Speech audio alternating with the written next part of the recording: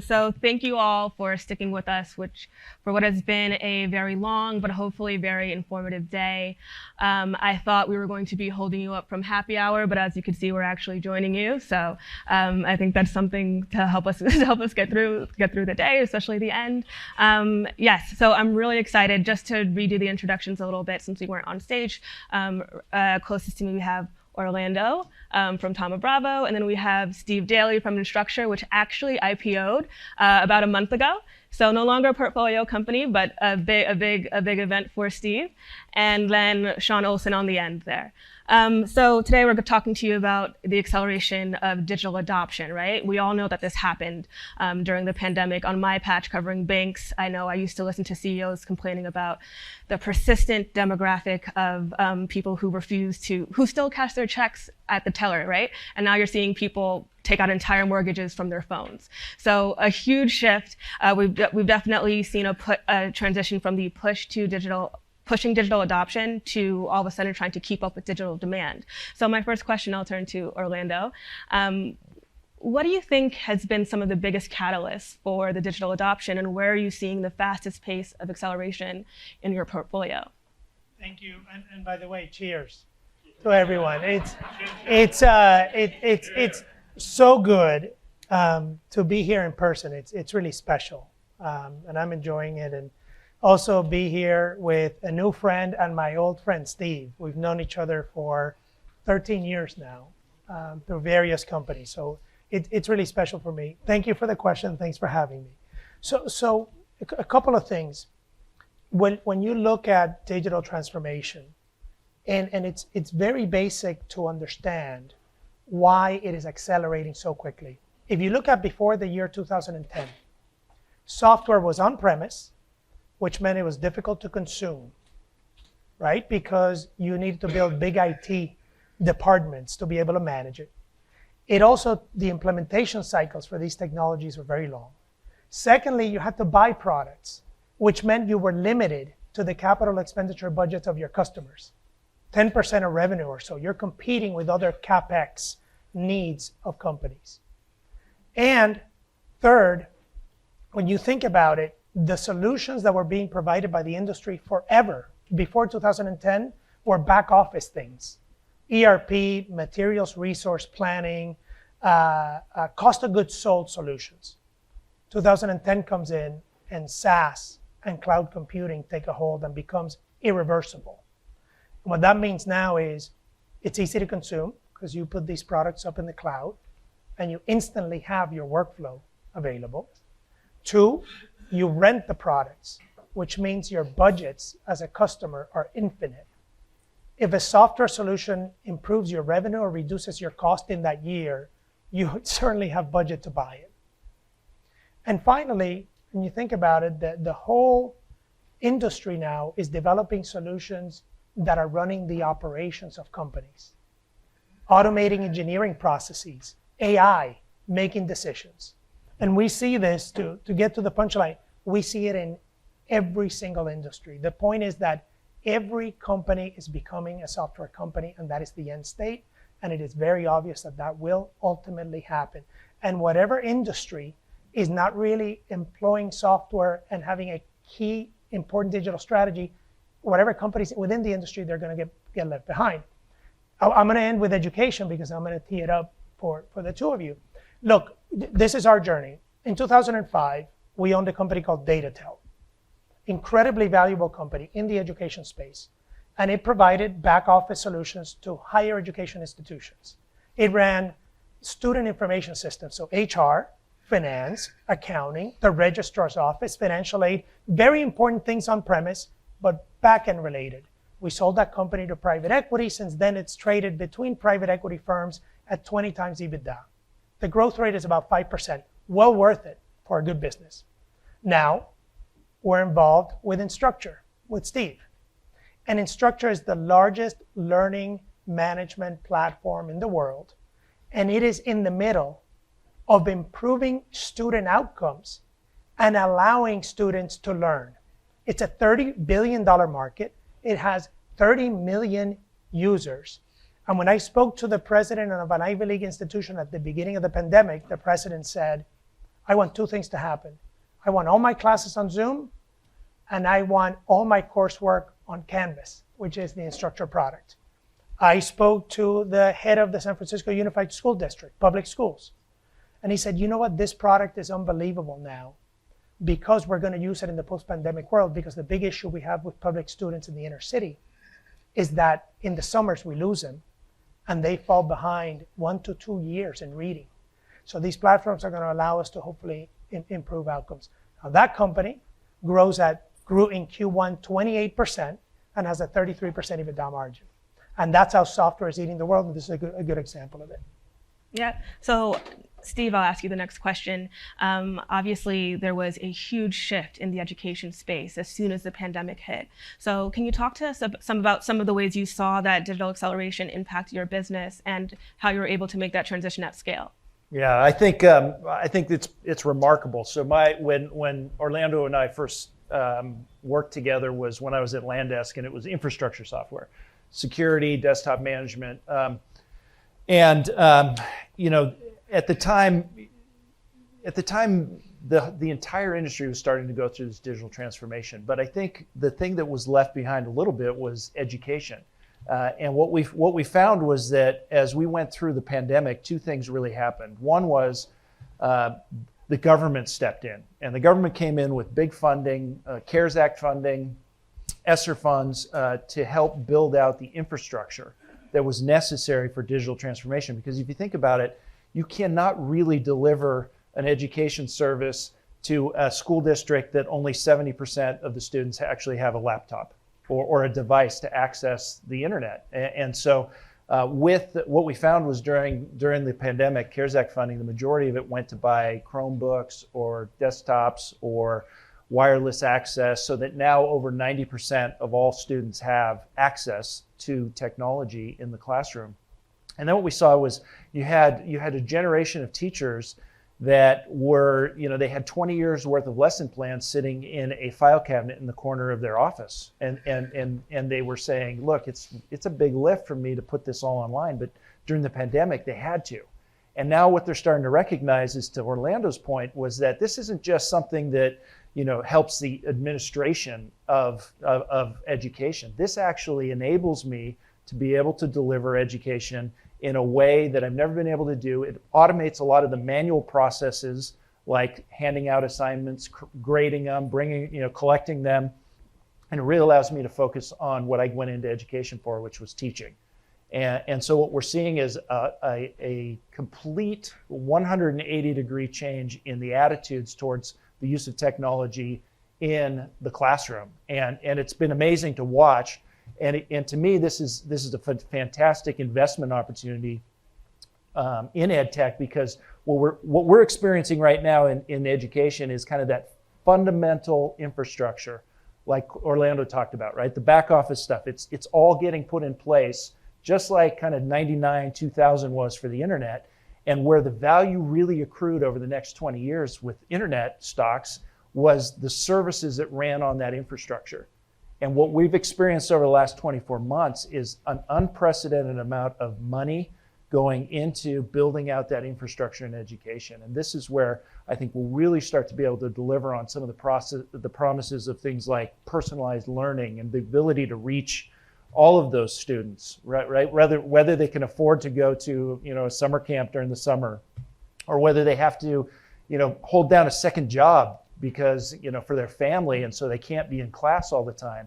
We're going to be able to start to really deliver on what is it's a legal imperative for equitable access, but I think it's a moral imperative that we provide equitable access to education. So it's a really exciting time right now in the digital transformation of education. So you touched on this earlier, but as those lines keep blurring between traditional companies and the technology sector, how are you thinking about your tech allocations now, and how do you think that's going to change going forward? Well, for me, it's easy. It's 100%. And I don't apologize for that. We do software only. And it has served us well, because what software has become, really, as I mentioned, ultimately becoming the entire business, that is where we're headed. And you see it in the charts, software as a percentage of GDP. It really started ramping up in 2010 after the financial crisis. So, but the key point is we work, of course, with so many great allocators that have to invest in different strategies from a diversification standpoint. And the point that we make, and I really think it's taking hold, is do not think of software as an industry. It really is not. It's a business model. If you look at companies like Capital One, the CEO would say, we are a technology company with a financial services business model. We could sell our technology to all these other credit card companies and banks, but we choose to be a provider of it and use software that way. So to think arbitrarily how the world was 10 years ago, 20 years ago, and say, I'm going to limit my software exposure to 20%. It's like you're limiting your exposure to business, and probably the best businesses.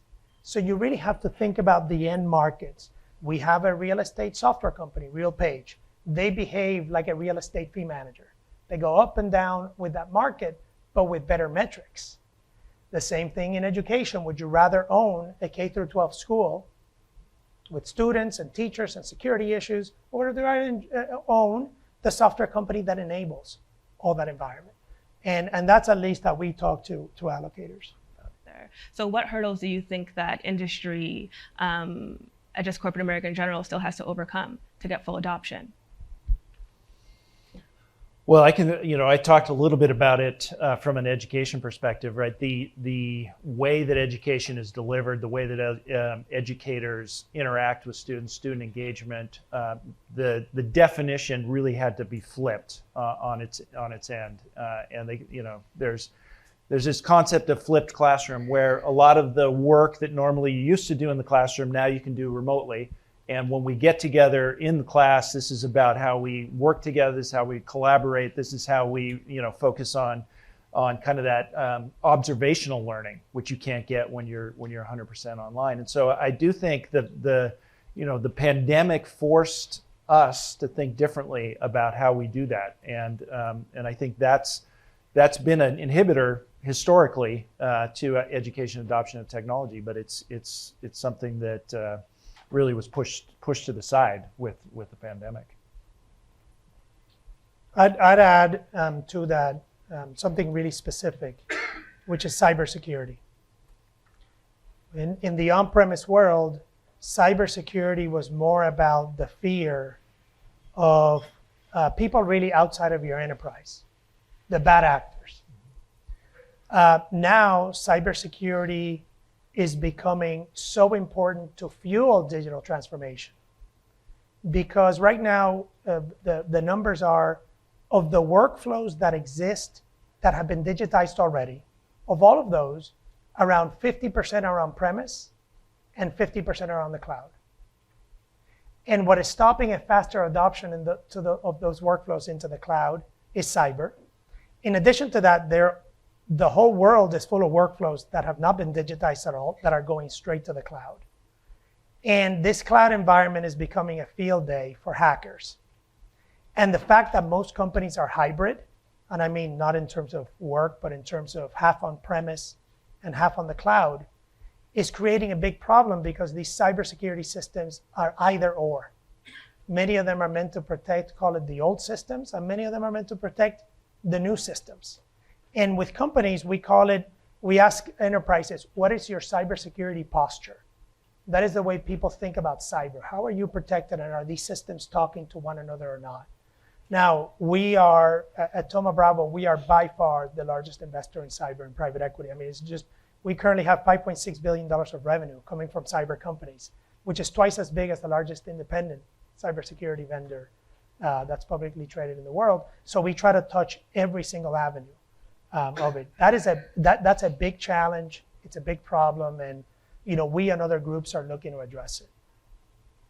One of the things that you mentioned earlier was just how important the funding from the government was in the early days of the pandemic in terms of getting that physical infrastructure in the hands of students so that they could do online learning and learn in more digital ways. I mean, going forward, how do you foresee there being an issue in getting that budget space, maybe on a district level or on a state level, so that school districts continue to invest in digital adoption?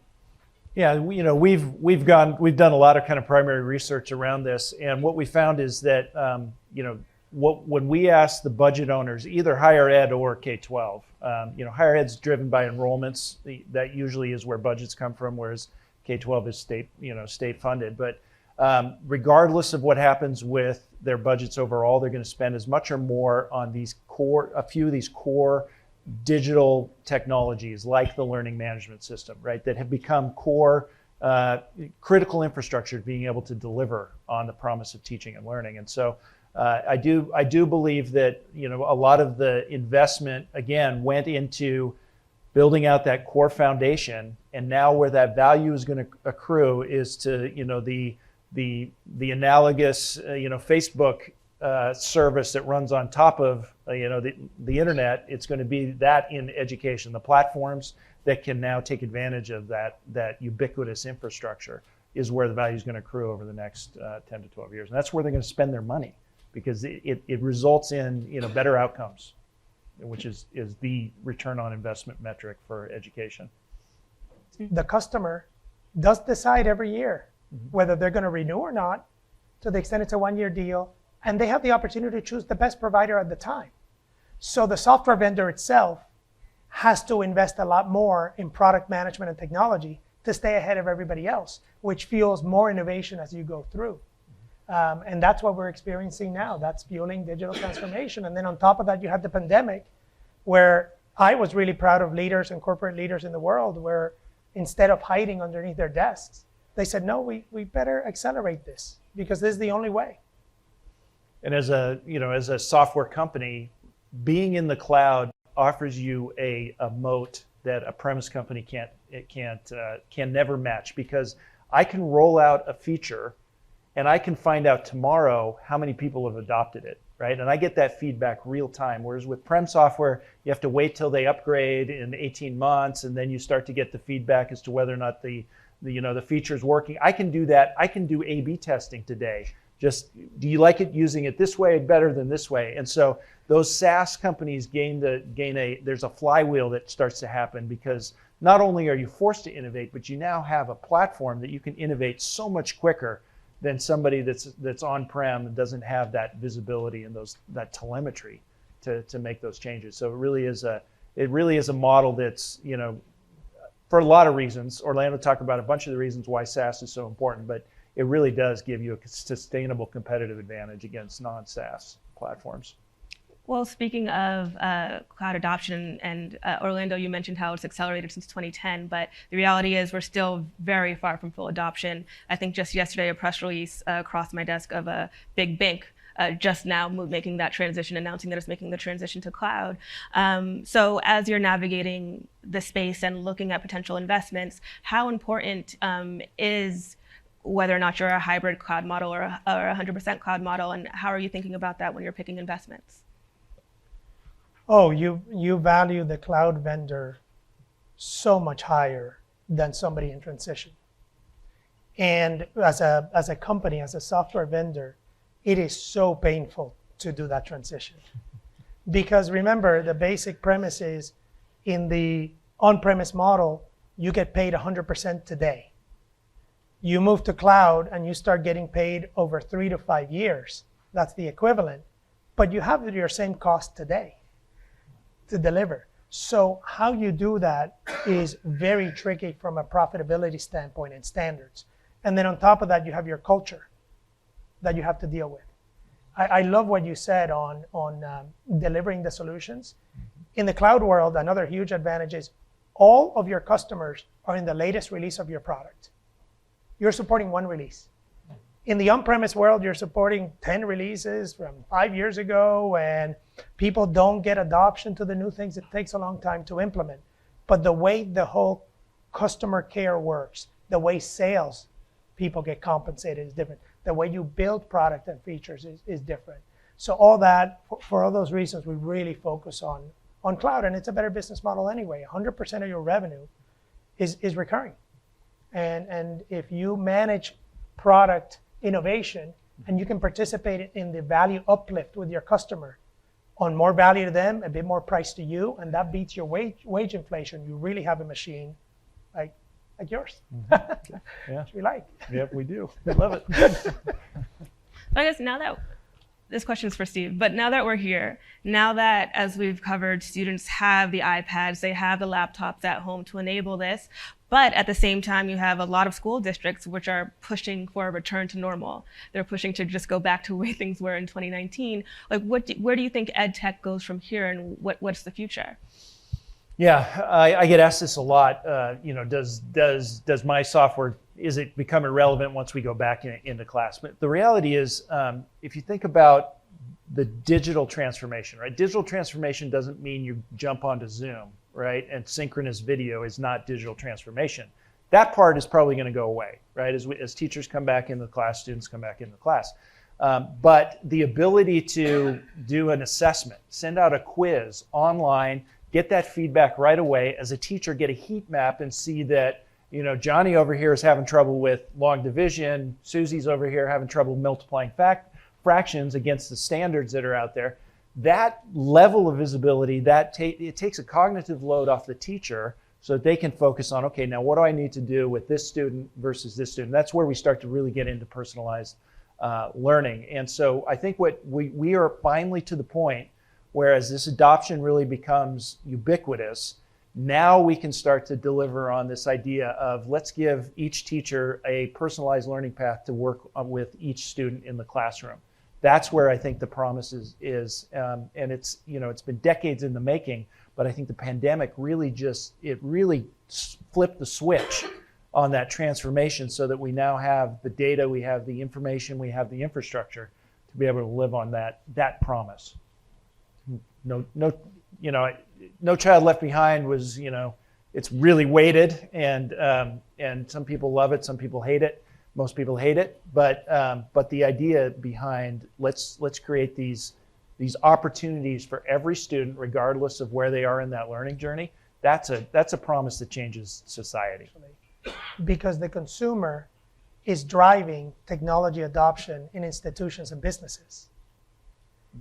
Going back to the real estate industry, so one of the products that RealPage has is a business intelligence product that maximizes the price that you should charge for a rental unit in multifamily housing.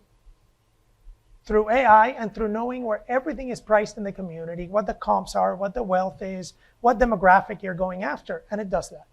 So guess what? The generation of fee managers that has been doing this for 40 years, well, they're kind of thinking about adopting that, they're not so sure. The next generation leaders in the fee management real estate industry, they all use it because that's what they're used to in their purchases, in their daily lives. That's how they've grown up. So these students, whether you're higher ed or K through 12, it's not like when I was in school. I'm not going to go to the registrar's office to check out what courses are available or to sign up. Do it all online. You look at your coursework online. You look at feedback online. That's the way you behave as a consumer. Okay, and with that, I'd love to open it up to audience questions. Does anyone have any questions for any of the panelists over here? I'll just repeat the question just to make sure that everybody hears it. But it's about a common concern when people talk about cloud adoption, and does that necessarily mean that you're sacrificing on cybersecurity? And how do you keep control of your personal data or your customers' personal data, oftentimes more importantly, if you are outsourcing the storage of that to the cloud? That's the big issue with cyber. You mentioned the two biggest spaces for tech and software, and the biggest hurdle in them. And that's why identity management from a cybersecurity perspective in those two areas is the hottest field in cyber. And it's not only managing the identity of your users or of that institution's consumers, users, patients, but it's also managing the identities of who within the four walls of your enterprise has access to what data, under what circumstances. And as they change positions in the enterprise, how is that access changing continuously? And as they depart your enterprise, how is that access cut off or determined over a period of time? It's it's a big deal. Healthcare has been a big laggard of cloud adoption and really software, even though it's a huge market and a lot of potential. And that's one of the reasons for it. I think another way to think about that question is oftentimes another approach to cybersecurity is the castle approach, right? You build this fortress around your data and your company and your IP versus having it in the cloud. So is one necessarily safer than the other, or inherently safer than the other? Yeah, education is another one where privacy is of most concern, right? We don't want our children's data everywhere. So it is. And the castle wall analogy of I'm going to just build all my, a fortress and keep everything behind the wall doesn't work. To Orlando's point, we now have to protect the individuals wherever they are, inside the wall, outside the wall, wherever they go. And so I do think identity is a massive part of it. I think governments are stepping in, right? There's a lot of legislation now. GDPR was just the start.